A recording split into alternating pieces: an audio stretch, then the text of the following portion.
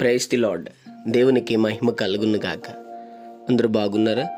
ఈ దినం దేవుని వాగ్దానం, ఆయనే నా ఆశ్రయదుర్గము, ఆయనే నా రక్షణకర్త.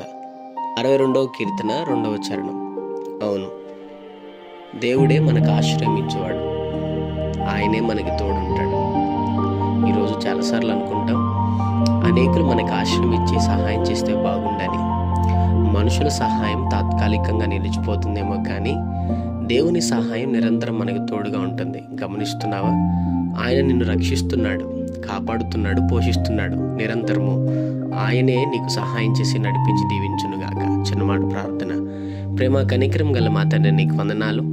ఉదయకాల సమయంలో బిడ్డలను మీరు దీవించి బలపరిచి, వాళ్ళు వెళ్తున్న ప్రయాణంలో, మార్గంలో, పనుల్లో, ప్రయత్నంలో ఈ దినం మీరు వారికి తోడుగుండమని, నిశ్చయంగా ఆశ్రయదుర్గముగా, రక్షణకర్తగా వారికి, వారి కుటుంబానికి తోడుగుండమని యేసు నామములో అడుగుతున్నాం తండ్రి.